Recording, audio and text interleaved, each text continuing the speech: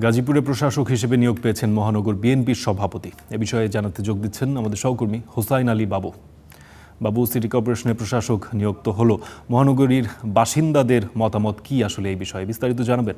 Fardin, city কর্পোরেশনের যে প্রশাসক নিয়োগ করা হয়েছে সেই প্রশাসকের দায়িত্ব পেয়েছেন গাজীপুর মহানগর বিএনপির সভাপতি শওকত হোসেন সরকার।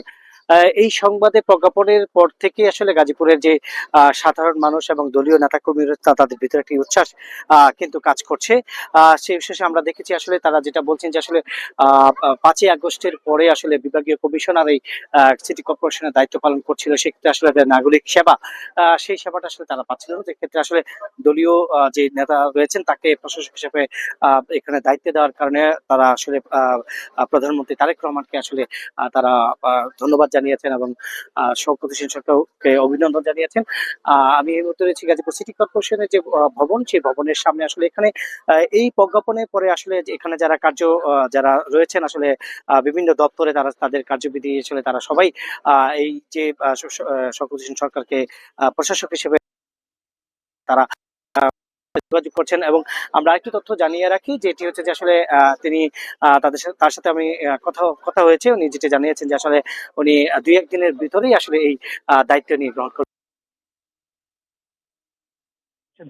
চেয়ারম্যান থেকে আসলে স্থানীয় সরকারের যে কার্যক্রম সেইগুলো আসলে উনি করেছেন। এই যে এই দায়িত্ব দেওয়াতে আসলে এখন তিনি আসলে এই দায়িত্ব পাওয়ার পরে যে কার্যক্রম সেটি উনি করবেন এবং সাধারণ মানুষের যে আশাটা আসলে উনি আগেও স্থানীয় সরকার মন্ত্রণালয়ে রয়েছেন, স্থানীয় সরকারের যা পূর্ণ একটি অভিজ্ঞতা রয়েছে সেই অভিজ্ঞতার আলোকেই আসলে তিনি এই সিটি কর্পোরেশনের যে কার্যক্রমগুলো রয়েছে তিনি সেইগুলো করবেন। এছাড়াও প্রত্যেকটি ওয়ার্ডে ওয়ার্ডে ওনার মানুষের সাথে যোগাযোগ রয়েছে এবং গাজীপুর সিটি কর্পোরেশনের সবচেয়ে বড় সমস্যা হচ্ছে যে ড্রেনের ব্যবস্থা এবং ড্রেনেজ ব্যবস্থা এবং হচ্ছে যে মশক নিধনের মশার ব্যবস্থা যে কার্যক্রম না থাকা, এইসব কারণে আসলে মানুষের যে চরম ভোগান্তি। আসলে আগামী দিনে আসলে বর্ষার সিজন বৃষ্টি হবে, সেই বৃষ্টি হলে আসলে ড্রেনেজ ব্যবস্থা যদি সঠিকভাবে না করা হয় সেক্ষেত্রে আসলে মানুষের প্রতি বছরই আমরা দেখি যে চরম ভোগান্তিতে পড়তে হয়। আসলে অল্প বৃষ্টিতেই সড়কগুলো আসলে পানির নিচে তলিয়ে যায়, সেক্ষেত্রে আসলে এই নগরের মানুষের বড় ধরনের একটি ভোগান্তিতে পড়তে হয়।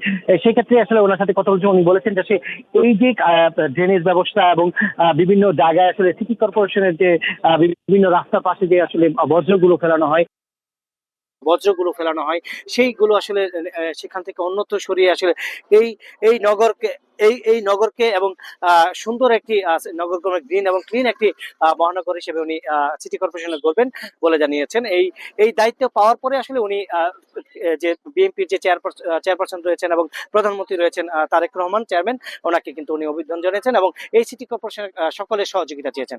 এই ছিল আমার কাছে গাজীপুর সিটি কর্পোরেশনের নতুন প্রশাসক নিয়োগের সর্বশেষ। পারদিন, অসংখ্য ধন্যবাদ বাবু, আপনি গাজীপুরের বিস্তারিত খবর জানাচ্ছিলেন। এরই মধ্যে আমাদের সঙ্গে যুক্ত হয়েছে আমাদের নারায়ণগঞ্জ এবং সিলেটের সহকর্মী। প্রথমেই একটু যেতে চাই নারায়ণগঞ্জের সহকর্মী রাশেদুল ইসলাম রাজুর কাছে।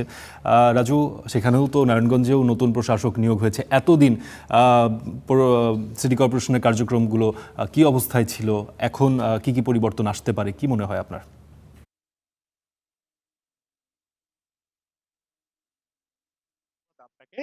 মূলত গতকাল একটি বিজ্ঞপ্তির মাধ্যমে নারায়ণগঞ্জ সিটি কর্পোরেশনের প্রশাসক মহানগর বিএনপির যে বর্তমান আহ্বায়ক রয়েছেন অ্যাডভোকেট সাখাওয়াত হোসেন খান তাকে দায়িত্ব দেওয়া হয়।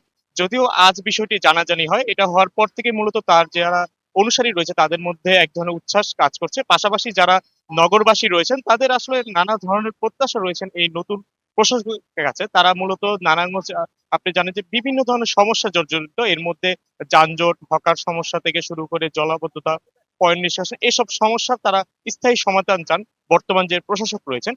আর এর সঙ্গে বলতে হয় মূলত গত 5ই আগস্ট ছাত্র জনতা গণ অভ্যুত্থানের পর নারায়ণগঞ্জ সিটি কর্পোরেশনের যিনি মেয়র ছিলেন ডাক্তার সেলিনা তাহেবি, তাকে অপসারণ করা হয়। পরবর্তীতে AHM কামরুজ্জামানকে প্রশাসক নিয়োগ করা হয়। এর পরবর্তীতে আবু নসরকে প্রশাসক দায়িত্ব পালন করা হয়। সবশেষ তিনি দায়িত্ব পালন করেন এবং আজ অফিসিয়ালি অ্যাডভোকেট যে সাখাওয়াত ইসলাম খান তাকে মূলত নিযুক্ত করা হয়। এই বিষয়ে আমরা সাখাওয়াত হোসেন খানের সঙ্গে আমরা যোগাযোগ করেছি। তিনি আমাদের যেমনটা জানিয়েছেন যে বর্তমান যে প্রধানমন্ত্রী তারেক রহমান তাকে তার উপর আস্থা রেখে মূলত এই বড় দায়িত্ব দিয়েছেন। তিনি এই আস্থার প্রতিদান তিনি দিবেন। পাশাপাশি তিনি 60 দিনের একটি পরিকল্পনা তিনি গ্রহণ করেছেন। তিনি আমাদের যেমনটা জানিয়েছেন যে এই 60 দিনের মধ্যে তিনি নারায়ণগঞ্জে একটি আমূল পরিবর্তন আনতে চান। পাশাপাশি নারায়ণগঞ্জ জেলায় যেসব সমস্যা রয়েছে, যানজট, হকার সমস্যা, পয়েন্ট নিষ্কাশন, মশার উপদ্রব, এসব সমস্যা তিনি একটা স্থায়ী সমাধান করে যেতে চান। পাশাপাশি তিনি এই বলেছেন যে বিগত সময় নারায়ণগঞ্জ সিটি কর্পোরেশন যারা মেয়র ছিলেন, প্রশাসক ছিলেন, তারা আসলে বিভিন্ন ধরনের কাজ করলেও নারায়ণগঞ্জে এখনো নানা ধরনের সমস্যা সমাধান রয়েছে। তবে তিনি এক কথায় বলা চলে যে প্রশাসক নিয়োগ হওয়ার পর তিনি আমূল একটি পরিবর্তন আনতে চান। এই ছিল মূলত আসলে নারায়ণগঞ্জ থেকে আমার সর্বশেষ তথ্য। ফারদিন। রাজু, অসংখ্য ধন্যবাদ আপনাকে। এবার একটু সিলেটের দিকে চোখ দিতে চাই। সেখানে আমাদের সহকর্মী যুক্ত আছেন ইয়াহিয়া মারুফ।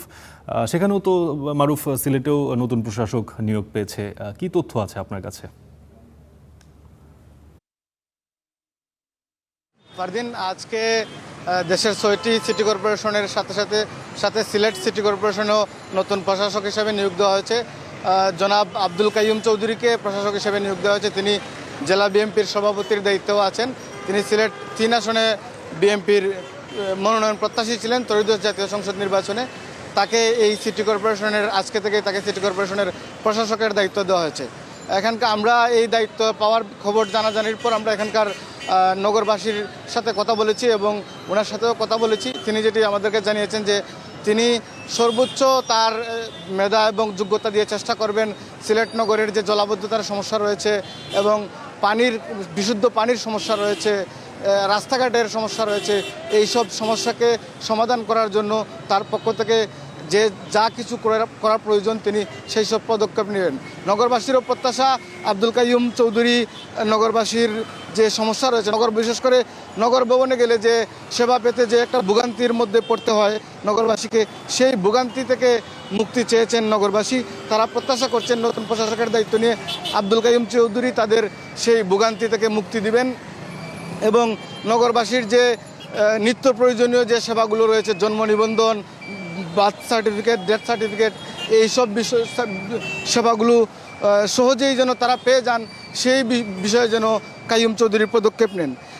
আর হচ্ছে গত 5 আগস্টের 2024 সালের 5 আগস্টের আগে হচ্ছে এখানে আওয়ামী লীগের মেয়র নির্বাচিত ছিলেন আনোয়ারুজ্জামান চৌধুরী।